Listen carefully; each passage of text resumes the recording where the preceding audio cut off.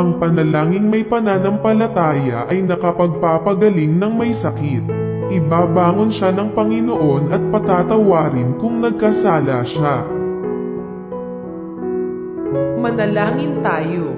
O Panginoon, aming Diyos, nagpapasalamat kami sa iyo sa pagbibigay ng kapangyarihan sa aming mga panalangin. Kami dumudulog sa iyo ngayon. Humihingi ng kagalingan para sa aming kapatid na may karamdaman.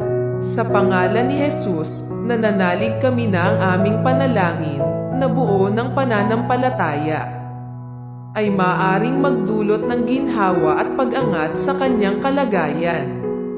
Hinihiling namin ang iyong awa at habag sa kanya. Amen.